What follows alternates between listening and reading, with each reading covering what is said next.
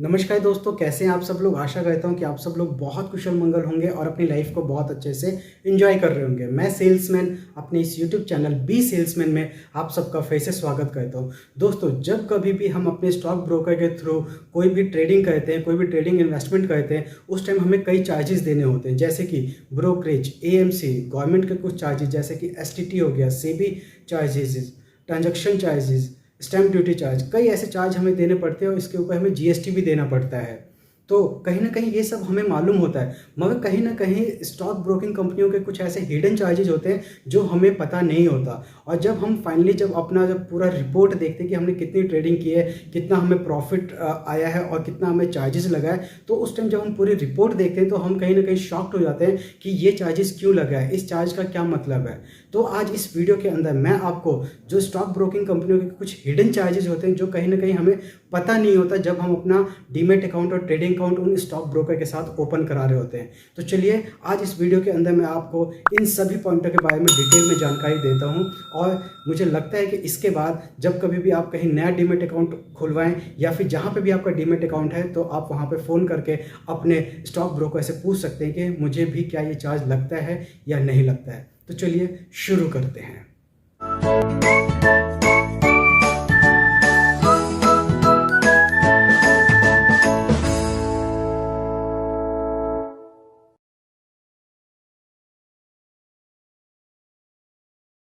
दोस्तों, अगर हम बात करें स्टॉक ब्रोकिंग कंपनियों के हिडन चार्जेस के अंदर, तो सबसे पहला अपना आता है कॉल एंड ट्रेड चार्ज। जब कभी भी आप अपने स्टॉक ब्रोकर को कॉल करके कोई ट्रेड एग्जीक्यूट करवाते हैं, कोई भी स्टॉक खरीदते या बेचते हैं, उस टाइम आपको कुछ चार्ज पे करना होता है। जब कभी भी हम अपना डीमेट अकाउंट ओपन कराते हैं तब हम इस बात पे इतना गौर नहीं करते कि कॉल एंड ट्रेड की फैसिलिटी उसके अंदर फ्री है या चार्ज्ड है।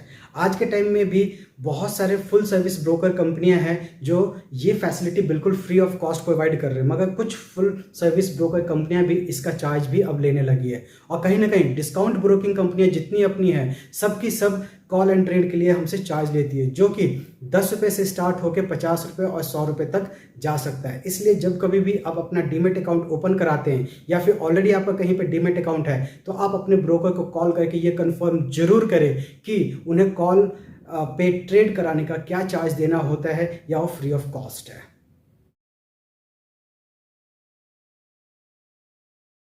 अगर हम दूसरे और बहुत इंपॉर्टेंट चार्ज की अगर हम बात करें, तो कहीं ना कहीं हमारे जितने भी स्टॉक ब्रोकर कंपनियां हैं, सब पोजीशन स्क्वायर ऑफ चार्जेस भी अप्लाई करते हैं। पोजीशन स्क्वायर ऑफ का मतलब यहाँ पे क्या है, जब कभी भी आप कोई पोजीशन लेते हैं इंट्राडे के लिए और आप एक मार्जिन फंडिंग का यूज़ करके अपना वो पोजीशन कैरी करते हैं, और मार्केट क्लोज होने से पहले जब तक आप उसको पोजीशन अपने आप नहीं काटते, तो स्टॉक ब्रोकर आपकी पोजीशन खुद काटता है। और जब वो आपकी पोजीशन को काटेगा तो उस पोजीशन को काटने का वो चार्ज लेते हैं, जिसे हम पोजीशन स्क्वायर ऑफ चार्ज कहते हैं।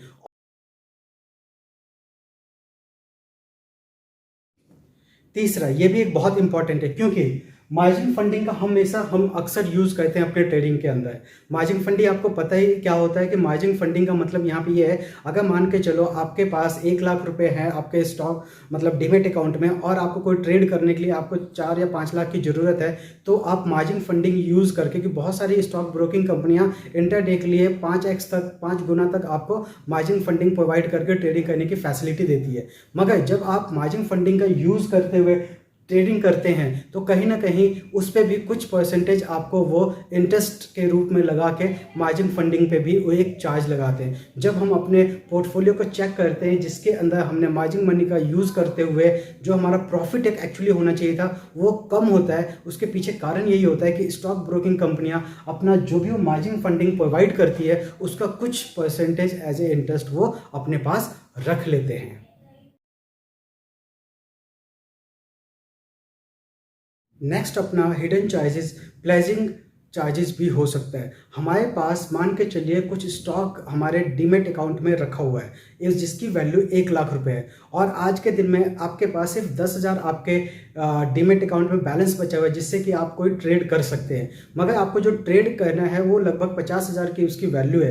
तो आप क्या करते हैं, प्लेस अपने जो डीमेट अकाउंट में जो आपकी होल्डिंग होती है उस पर आप प्लेज मार्जिन ले लेते हैं। प्लेज का मतलब क्या होता है कि उसको एक बंधक के रूप में आपने रख दिया और वहाँ से मार्जिन आपने ले लिया, फिर आपने उसको ट्रेड कर लिया और ट्रेड करने के बाद फिर आप वो मार्जिन मनी रिटर्न कर देते हैं। तो कहीं ना कहीं इस प्रोसेस को कंप्लीट करने के लिए जो प्लेजिंग का जो प्रोसेस हम करते हैं, तो उसके ऊपर भी अगर हमारा स्टॉक ब्रोकर कंपनी हमें प्लेजिंग की जो फैसिलिटी देता है, प्लेजिंग फंडिंग जो हमें देता है, हमारे ही स्टॉक का, हमारे ही डीमेट अकाउंट में जो होल्डिंग रखी है उसकी वैल्यू का जो कुछ परसेंट वो हमें प्लेज करने के लिए देता है, तो उसके एवज में भी वो हमसे चार्ज लेता है। ये डिपेंड करता है कि ये डिफरेंट ब्रोकर कंपनियों के ऊपर डिपेंड करता है कि उनका क्या चार्ज है। वहाँ कहीं ना कहीं प्लेजिंग चार्ज भी लगता है कि हमारे ही जो स्टॉक है, हमारी जो होल्डिंग है, उन्हीं को अगर हम रीयूज़ करते हैं एज ए प्लेज करके, तो कहीं ना कहीं हमें उसका भी चार्ज देना पड़ता है। बस आपको ये देखना है कि आपका ब्रोकर आपको इसका कितना चार्ज लेता है।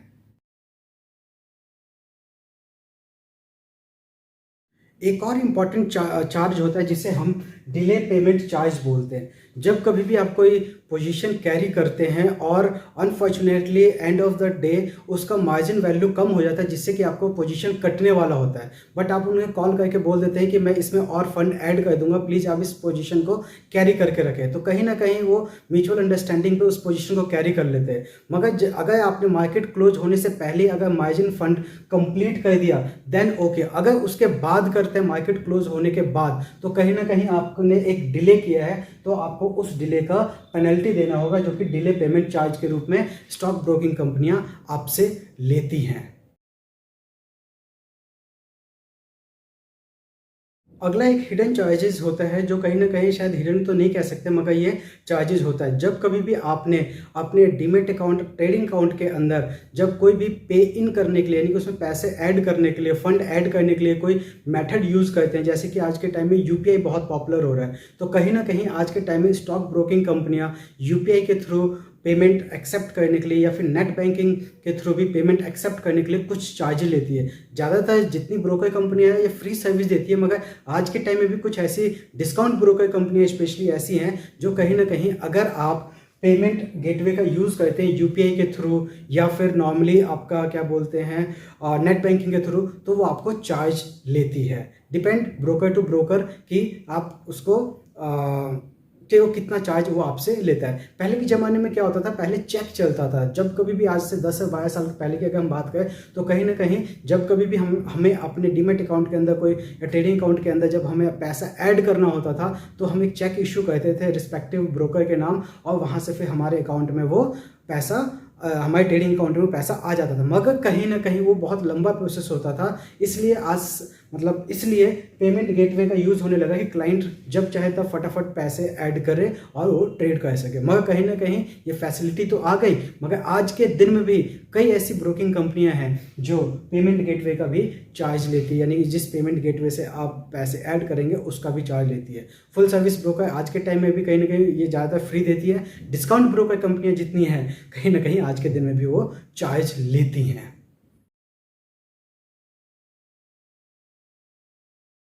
अगर स्टॉक ब्रोकिंग की हिडन चार्जेस की अगर हम बात करें, तो अब तक हम 6 पॉइंट को डिस्कस कर चुके हैं। एक सातवां बहुत इंपॉर्टेंट है, जो कि debit fund charge. Debit fund charge का मतलब यहाँ पे ये है, जैसे मान के चलिए आप डीमेट अकाउंट अपना जो है ट्रेडिंग अकाउंट नॉर्मली यूज़ नहीं कर रहे, बट आपकी कुछ होल्डिंग आपके डीमेट अकाउंट में रखी हुई है, तो आपको एक डीपी चार्ज देना पड़ता है। आपको भी ये बहुत अच्छे से पता है।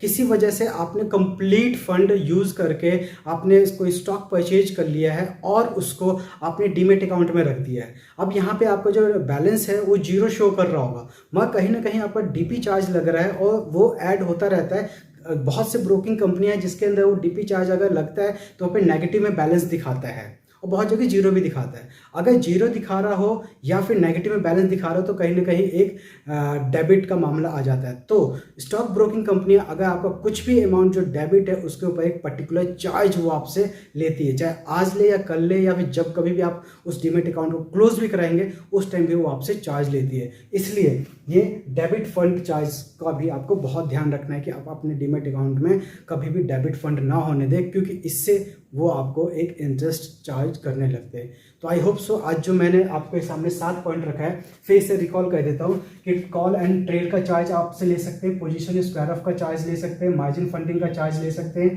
प्लेजिंग चार्ज ले सकते हैं, डिले पेमेंट चार्ज ले सकते हैं, पेमेंट गेटवे का भी चार्ज ले सकते हैं और डेबिट फंड का भी चार्ज ले सकते हैं। इसलिए जब कभी भी अब आप ट्रेड करें और जहाँ पे भी अपना डीमैट अकाउंट खुलवाएं तो इन सभी बातों का अगर ध्यान रखते हैं तो आप कहीं ना कहीं इस हिडन चार्जेस से आप बच सकते हैं। होप सो आपको ये सब समझ में आ गया होगा। अगर कोई ऐसी बात है जो आपको समझ में नहीं आई तो प्लीज़ आप मुझे कमेंट बॉक्स में बताएं, डेफिनेटली मैं उसका रिप्लाई आपको करूंगा और ऐसे ही इंफॉर्मेटिव वीडियो मैं लाता रहूँगा। इसलिए आप हमारे वीडियो को लाइक करें, शेयर करें और हो सके तो चैनल को सब्सक्राइब भी करें। Thank you very much, have a nice day.